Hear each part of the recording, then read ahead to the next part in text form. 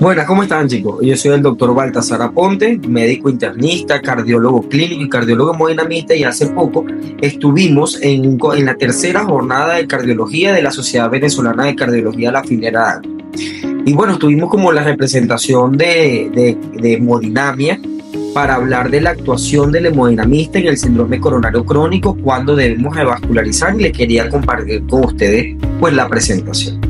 Entonces fui presentado bajo los títulos como médico internista, cardiólogo y hemodinamista, y se creó una agenda para hacerlo mucho más práctico y conciso el tema sobre de qué se trata el síndrome coronario crónico, cuándo deberíamos revascularizar de acuerdo a las evidencias o nuestra práctica clínica, cuándo y cómo debemos hacerlo, y cuál sería el manejo del síndrome coronario crónico realmente, cómo pudiéramos nosotros concluir todo esto. Entonces, bueno, la enfermedad ateromatosa va cursando silentemente en el transcurso de la vida. Es un proceso donde se va evolucionando dependiendo de los factores de riesgo, como la hipertensión, la diabetes, el tabaquismo, el sedentarismo. Esto va haciendo que la molécula más activa, que es la molécula de colesterol, se vaya acumulando a nivel del vaso sanguíneo, y a medida que vaya creciendo la placa, disminuye la luz del vaso y por lo tanto va produciendo síntomas en el torrente circulatorio, sea cardiovascular, sistema periférico, pero va disminuyendo la luz del vaso y produciendo cambios fisiopatológicos en el cuerpo. Esta gráfica fue sacada de la ficha de síndrome coronario crónico y grafica como tal este proceso en dos momentos: un síndrome coronario agudo y un síndrome coronario crónico. Lo divide en valles y picos. Los picos son más que la ruptura o la erosión de la placa que ocurre en el vaso sanguíneo, y en este momento, sin duda alguna, y no hay discusión, el síndrome coronario agudo debe ser tratado con cateterismo. Pero en esta meseta, que parece ser silente, muere casi el 40% de los pacientes, y es lo que se denomina el síndrome coronario crónico. Entonces, pues pareciera que nosotros actuamos de manera rápida y eficaz en el síndrome coronario agudo, pero pareciera que en el síndrome coronario crónico pudiéramos hacer más todavía. Entonces, fíjense cómo si realmente es una enfermedad silente. Hay un registro danés que le hizo angiotomografía a todos los pacientes por encima de 40 años, una cohorte más o menos de 3.000 pacientes, y pudieron evidenciar una correlación directa entre muerte y enfermedad ateromatosa coronaria a través de imagen. Entonces sí, la verdad es que no siempre cursa con angina ni con disnea, y esta placa se va formando en este interín hasta que hay una ruptura, y es donde nosotros evidenciamos este daño a nivel de la placa ateromatosa. 3 personas cambiaron la historia del síndrome coronario crónico sin duda alguna. La primera fue el doctor René Favaloro, excelente latinoamericano argentino, que en la Cleveland Clinic pues él patenta como tal el bypass aortocoronario, y él cambia la historia de la cirugía cardiovascular. El segundo, sin duda alguna, el padre de la hemodinamia, el doctor Andrea Grutzin, y en 1977 hace la primera angioplastia coronaria, dando o abriendo el camino a toda el área de la hemodinamia. Y por último, el doctor Enzo Akira, un médico japonés, básicamente criado en los Estados Unidos, gran admirador de Fleming, que es el que patenta el uso de las estatinas como un verdadero fármaco que cambia o modifica el estado de la placa de ateroma. Y pues, probablemente la tomó porque murió hasta el año pasado y a los 94 años. Entonces, cuando hablamos del tratamiento médico óptimo, ¿a qué es lo que nos referimos? Porque vamos a nombrar mucho tratamiento médico óptimo. Bueno, básicamente es el tratamiento dirigido a tener al paciente en metas y que todos estos factores de riesgo estén lo más bajo posible. Es decir, que el paciente deje de fumar, mantener todos los valores de tensión arterial, frecuencia cardíaca, LDL, todo a margen. Hay dos tipos de fármacos en este proceso, que son los fármacos antianginosos y los fármacos modificadores de placa. Existen los fármacos modificadores de placa, como son las estatinas, la doble entregación y todos estos nuevos pilares que, si se usan de manera adecuada, van a modificar la placa. Entonces, ¿todos los pacientes deberían tener tratamiento médico óptimo? Sin duda alguna, todos los pacientes deberían tenerlo. Fíjense cómo en la evolución histórica ha hecho que de los años 50 hasta los años 70 la mortalidad era sumamente alta, porque no había un manejo como tal adecuado a estas patologías, y simplemente el paciente fallecía porque no había tantos recursos que darle. De 1970 hasta abajo, hasta la fecha de ahora, pues nosotros ahora vemos cómo hay una disminución pues abismal de la mortalidad, y esto es gracias a la cirugía de revascularización, a la hemodinamia, a los nuevos fármacos, a todos los avances tecnológicos que nos han abierto la modificación de la placa, la mejoría del paciente, más respuesta de manera oportuna y precoz, y no solamente en el infarto agudo. Entonces esto empezó a generar discusiones entre cuál era mejor, el tratamiento médico óptimo o la revascularización. Y bueno, esta fue una pelea muy pareja. Hay estudios que apoyan la revascularización, otros estudios que apoyan la terapia médica óptima, pero esto es una pelea dicotómica que no tiene mucho sentido, porque primero todos los pacientes deberían estar en tratamiento médico óptimo y que fisiopatológicamente la placa va a progresar, y pues al progresar nos vamos a tener que enfrentar a revascularización. Entonces no debería ser una discusión primero de que el tratamiento médico óptimo debería estar establecido. La discusión está en cuándo voy a revascularizar y cuándo es la indicación real de la revascularización.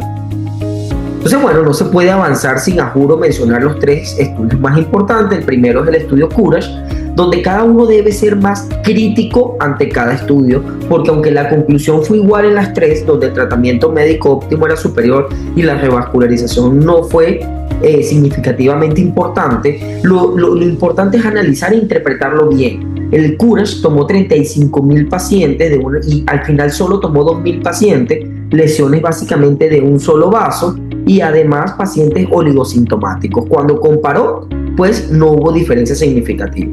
El segundo comparó la cirugía con el tratamiento médico óptimo en pacientes diabéticos.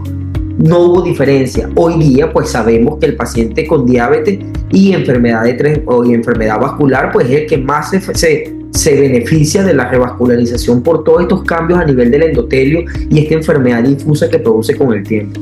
Y el estudio FAME, que bueno, sin duda alguna, aunque no se concluyó completo, empezó no solamente a incorporar las pruebas anatómicas, sino las pruebas funcionales de isquemia como parte de la selección de los pacientes. Entonces, en el día a día lo que nos enfrentamos son patologías como esta, enfermedades difusas de los vasos principales con obstrucciones bastante severas. Y es que fíjense que en un corte histopatológico de los pacientes, vean cómo va progresando la placa y va disminuyendo la luz del vaso.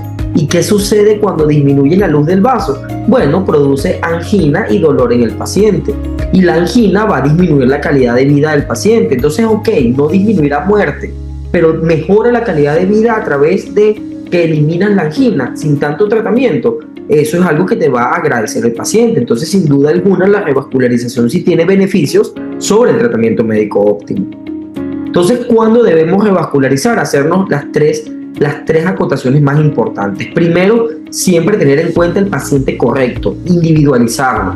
Los antecedentes como la hipertensión, la diabetes, la dislipidemia, tienen que ser patologías que estén bien controladas. Tratamiento médico óptimo. La segunda, las decisiones correctas. No todo lo tenemos que resolver por hemodinamia, no todo lo tenemos que resolver por cirugía. Nosotros tenemos que discutir lo que vamos a hacer con este paciente y cuál es la solución más eficaz para él. Y por último, lo que sí nos ha demostrado la historia es que las pruebas de inducción de isquemia deberían ser importantes para la toma de decisión. Entonces, no podemos tampoco avanzar en este tema sin hablar del estudio isquemia, que obligatoriamente se los tengo que comentar porque es el estudio más grande que se ha hecho en cardiopatía isquémica crónica, con una cohorte de 5.700 pacientes de 8.000, de los cuales la mayoría fue básicamente oligosintomáticos, los pacientes que se le hizo cateterismo, y pues se comparó con el tratamiento médico óptimo, donde los resultados finales, por llamarlo de esa manera, en el tiempo que lo establecieron, fue que no hubo diferencia y dio más apoyo al tratamiento médico óptimo. Pero ¿a quiénes excluyeron? Excluyeron a la enfermedad de tronco principal, excluyeron a la angina refractaria, incluyeron a la fracción de eyección reducida, y sabemos que estos pacientes eran los que más se revascularizaban, más se beneficiaban de la revascularización. Entonces pareciera ser que aunque el estudio isquemia apoyó más al tratamiento médico óptimo, todos los pacientes que se revascularizaron eran los que más se beneficiaban de la revascularización. Entonces, los estudios de isquemia vinieron al proceso de selección de los pacientes del estudio isquemia. Entonces, los estudios de isquemia positivos fueron llevados a la angiotomografía. Y la angiotomografía lo dividió en dos pacientes, los que tenían enfermedad de tronco principal y los que no tenían enfermedad coronaria. Los que tenían enfermedad de tronco principal fueron los que se compararon entre revascularización y tratamiento médico óptimo. Pero lo que no hubo lesión fue lo que le dio el fuerte a la angiotomografía como un buen predictor negativo. Es decir, si no hay lesión, la angiotomografía es un buen estudio para decir que no hay lesión y se mantiene con su tratamiento médico óptimo. Entonces esto nos hace cambiar de paradigma. ¿Será que la angiotomografía es un estudio que debemos utilizar con frecuencia en la cardiopatía isquémica crónica? Bueno, esto no es algo nuevo. Ya para el año 2016, los ingleses en las guías NICE de revascularización la colocan como el estudio de elección para tomar decisiones en el síndrome coronario crónico. Y tampoco es algo nuevo porque ya el estudio Scott nos decía el beneficio que trae conocer la anatomía coronaria. Entonces fíjense cómo las curvas se separan de manera drástica al paciente que conocía su anatomía coronaria. Era como Santo Tomás, ver para creer. Si yo sabía que tenía una enfermedad coronaria, más me cuidaba y estaba mucho más atento a los factores de riesgo. Y esto me dio como beneficio un pronóstico mucho mejor a futuro, disminuyéndome abruptamente la mortalidad en el paciente. Entonces, pero como se los estaba diciendo, el punto final primario del estudio isquemia fue a predominio del tratamiento médico óptimo. Pero ¿qué era lo que sucedía a largo plazo? Si todos sabemos que fisiopatológicamente la placa va a progresar, esto es lo que vamos a comentar ahorita. Fíjense que entre los estudios que excluyeron, a los pacientes que excluyeron, luego volvieron a comparar población principalmente en fracción de eyección reducida y revascularizaron y vean cómo hubo un beneficio a los pacientes con fracción de eyección reducida. O sea que aquí nos confirman que uno de los pacientes que excluyeron del estudio, al final sí se benefició más de la revascularización más que dejarlo solo con tratamiento médico óptimo. Pero pareciera que estuviéramos vendiendo la revascularización y no es así, porque el estudio REVIVE nos mostró que revascularizar a los pacientes asintomáticos o oligosintomáticos o asintomáticos no tuvo beneficio. Fíjense cómo a largo plazo revascularizar a pacientes sin síntomas no hubo comparación en mortalidad. Entonces esto nos crea ya la primera conclusión de que nosotros debemos revascularizar son a los pacientes sintomáticos con patrones de angina superior a 2. Y lo que yo le comentaba, la teoría era que, al principio no hubo cambios, pero ¿qué pasaba a largo plazo? Porque la placa va a evolucionar a pesar del tratamiento. Fíjense que las curvas se cruzaron y ahora dio beneficio a la revascularización. Entonces, revascularizarlo, sea por cirugía, sea por hemodinamia, sea por cateterismo, al final sí tiene una mejoría franca, no solamente en mejorar síntomas del paciente, sino que fíjense que a mortalidad en un plazo de 5.7 años sí demostró mejoría. Y esto se debe a que también no es lo mismo un procedimiento de hemodinamia de hace 10 años que los procedimientos que se hacen ahora. La sofisticación, la precisión y la efectividad actual que se lleva con los estudios por imágenes intravasculares como el IBUS y el OCT nos ha demostrado que podemos auditar nuestro propio procedimiento, además conocer mucho más la anatomía de la placa y ofrecerle al paciente un mejor resultado, dando como conclusión que el uso de imagen intracoronaria en los pacientes con síndrome coronario crónico no solamente mejora mortalidad, sino pronóstico a futuro. Entonces, ¿existirá algún algoritmo a seguir para errar menos en el síndrome coronario crónico? Sí, claro que sí. Esto es lo que nosotros pudiéramos utilizar también sacado de la guía de síndrome coronario crónico, donde nos indica de que si tenemos en nuestra consulta un paciente con alta probabilidad de patología, una placa ateromatosa o un síndrome coronario crónico, debemos llevarlo a alguna prueba de inducción. Aquí entra una discusión, pero es la prueba de inducción preferible o ideal para el paciente, sea una prueba de esfuerzo, sea una inducción con dobutamina, sea un ecoesfuerzo, pero hacerle una prueba de inducción. De salir negativa o dudosa, pues llevarlo a un estudio de imagen anatómico como es la angiotomografía coronaria. La angiotomografía no sale negativo, pues no hay nada. Tratamiento médico óptimo, recuerden la probabilidad como predictor negativo de la imagen. Pero sale positiva o una prueba de inducción de isquemia positiva, sin duda alguna, pues hay que llevarlo a una angioplastia coronaria. Si se logra resolver, bueno, nada, se mantiene con su tratamiento médico óptimo. No se logra resolver porque es una enfermedad de tronco principal, 3 vasos, cintas actos, va para cirugía de revascularización, y si no es candidato para la cirugía de revascularización por malos lechos, lo que se queda en tratamiento médico óptimo.